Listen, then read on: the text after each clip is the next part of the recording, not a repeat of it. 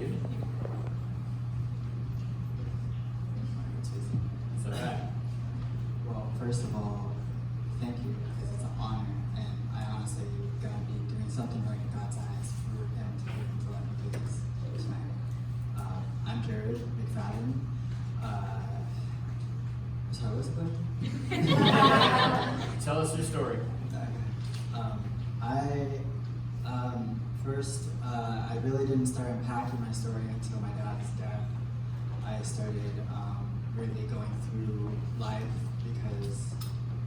and probably shut myself out too in the midst of it, because I ended up, every time I thought about my past or looked back, it hurt because the one person I was going to rock wasn't there anymore.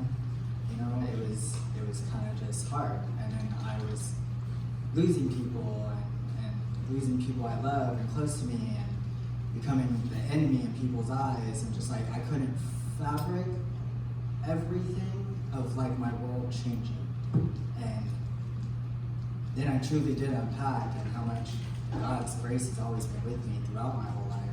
Amen. Through everything I've done, because I mean, this is not going to be pretty, but I was born blind in one eye, and I wanted to come up here without my eyepiece. And I know everyone's used to me having like two eyes to look in, but I wanted to be myself when I was up here and sharing my story.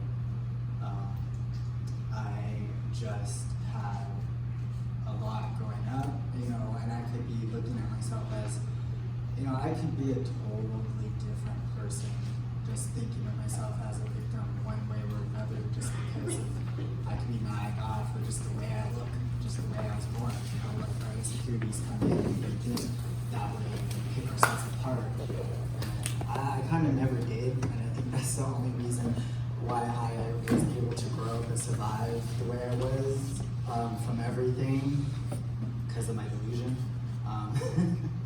But it's really like God's grace. Like, He had me born with special gifts, because being blind in one eye, I literally truly got to walk by faith and not by sight. And I truly got to just watch and observe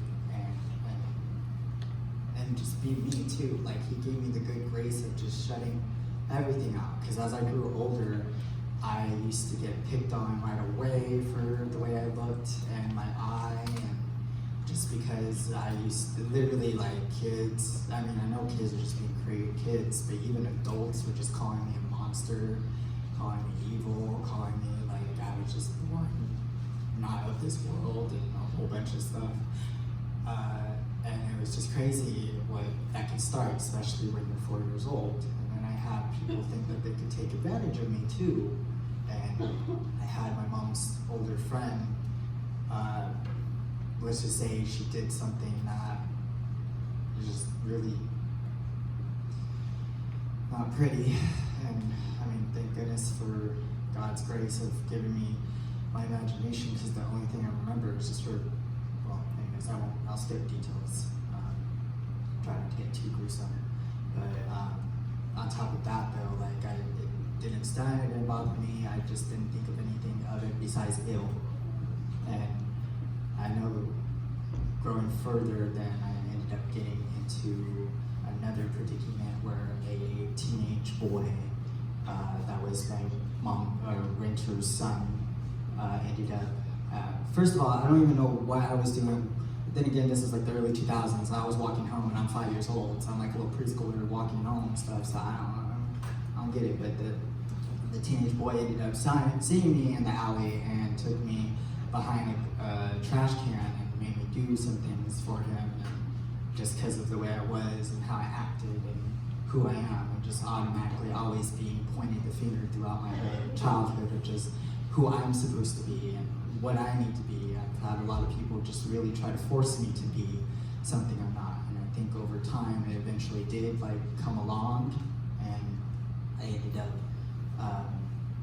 being manipulated into just believing that, and being friended that I would be a good friend if I did certain deeds, and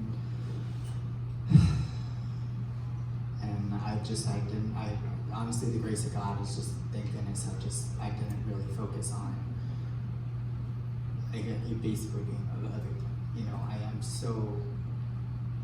so glad for God and like my parents, and again it ties back to my dad because he was my biggest supporter, the biggest person I have on this planet that helped me and guided me. And I really just got lost without him. I really did. I mean, I may have gone through things, but I didn't really look at it all bad. I may have just been, I ended up not having the best home life either, and having a mom that was on drugs and substances that I didn't really have like the right guidance on like the main home life I was at. But I'm glad I had a certain amount of guidance by God, because he was there for me when I was alone. And he gave me my like inspirations to write and to dance and sing. I would go on concerts in my own living room, just be me and in my own world. And when I actually had a chance to have friends and be out in the real world, woof, that got hectic. I ended up being like, I got my first girlfriend, which ended up turning me a little bit like I would do anything to please her. Like I would do anything because I was always told my whole life I wasn't ever gonna get a girl. I was never gonna be, like that. I've been told my whole life I was gay. So, like it was just something that when I got my first girlfriend, I was so excited. I was just like, bro, like please don't leave me. But she was like it's every guy's first girlfriend. She wasn't the best person, but honestly, she was someone that I sparked something in me because she gave me hope. She gave me hope at the time. I'm like, okay, like I can do this. But no, that was kind of bad because she was a little interested. Jared, I have a question for you. As you're kind of recounting the past and how there's been brokenness from the beginning, and you obviously are still sitting here today as a result of God's unwavering grace and faithfulness in your life. Can you share just a little bit about how you've experienced His grace in your life? Well, I'm glad you asked that question, because where that story was leading to is she ended up turning me into a person that I wasn't. And I ended up going to a new school, Rigetti High School instead of Santa Maria High School. I was supposed to go to Santa Maria, but my dad, at the time, the little gang member in town, like stabbed the vice principal. So he's like, oh my gosh, we're trying to kill black people. And so we ended up going to a different school. But it's like, no, Dad, they just probably hated that guy. So I ended up going to a new school, and I had this whole attitude on me. I wasn't going to be pushed on or picked on and anything. It turned me into a person I wasn't. I honestly call it like I was super evil. Like I was like bad. I was just like, I got like 10 people expelled. I wasn't going to let anyone pick on me. Like it was tough. But that ended up biting me in the keister, because that one of the people had some disease or like had some issue with them that they ended up coming back for revenge, and became a copycat killer towards a show that was popular at the time called Pretty Little Liars. It was really popular towards, at least in my high school. People were just very into the show, and that chick came back, and kind of once I started getting friends, she ended up wanting to really ruin my life. She came and played games and played with us like we were toys, and I ended up getting kidnapped at a certain point in life, and that was a harsh time. And at that moment, I knew it was either I had to step up and be a man, or I had to let these innocent people had nothing to do with what I did to that person, take fault in what I have done in my life, and I officially it's still a blur to me, and I don't know how the heck I freaking ended up finding us out, but that was when I had good grace in God, because that taught me really early on how to really just not fall into that trap. And He gave me good grace after that too, because I didn't think anything of it. I was still a whole little energetic little child, like I was just so crazy and full of life still that like the grace of God, he did not let that affect me. Like I could have been a totally different person, and I was so mad at the world. And you said this when we met, that you've had story after story after story of things that should have just done you in, things that should have crushed you, things that in human strength would have just been a complete destroyer for anyone, right? Like there's some hard stuff in that story, and yet what you had shared with me was that the reason you're still here today was because of you're fully trusting and believing God's sustaining power in your life, like throughout, like even when you didn't know Him, He knew you, and even when you had no idea what that grace looked like, you were telling me how like that's been something that's just been a presence that's been from the beginning all the way till now. And I agree with that. Well, there was a part when I eventually lost it, and that's when I lost my dad. When I lost my dad is when I finally, slowly, if God was really trying to get me to heal, and I was too invested in my work and too invested with like my dreams for me to really sit down and really like. He brought me back to this town like 4 freaking times. He's like, bro, you really need to pay attention this time. So he made my car break down and homeless. He was like, bro, you really need to sit down. You need to recognize what I'm freaking doing for you because you need help.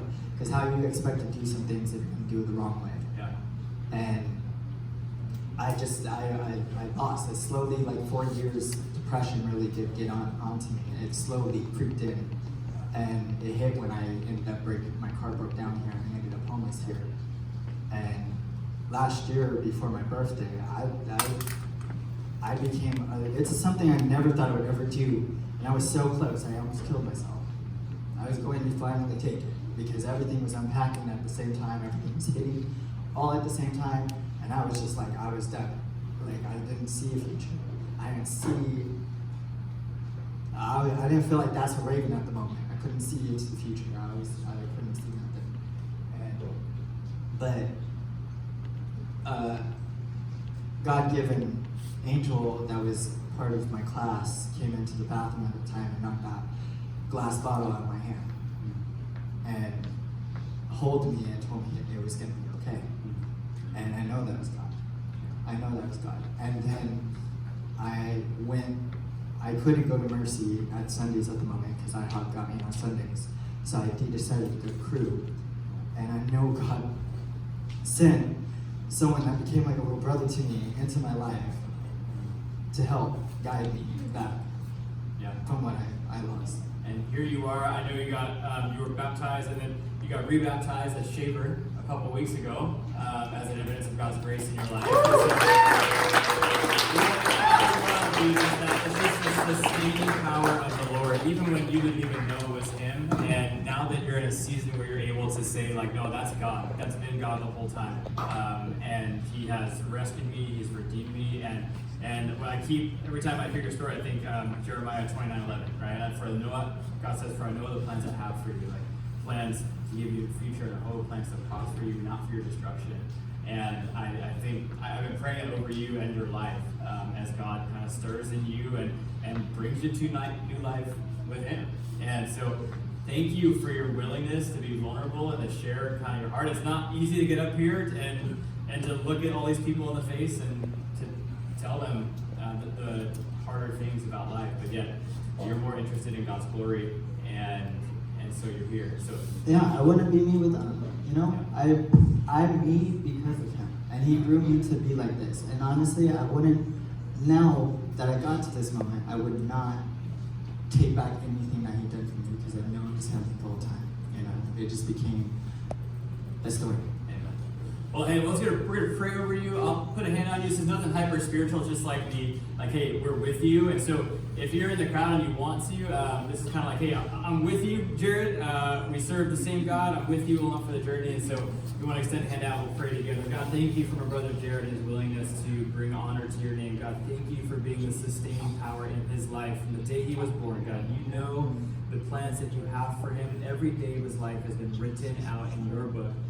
And you know every moment before it passes. And so, God, I pray that you would continue to bring Jared your sustaining power. Continue to lead him in sanctification to become more like you, and continue to give him opportunities to share his story that you might be made more famous, God. I pray that people who have walked a similar road as Jared, who are struggling, would reach out to him and hear more personally about the work God does, the work that you do in people's lives. You did it for Jared, God, and you can do it for someone else as well. And so thank you for who you are and for letting Jared be willing to be real with us up on this stage. God, we love you and praise in your name. Amen.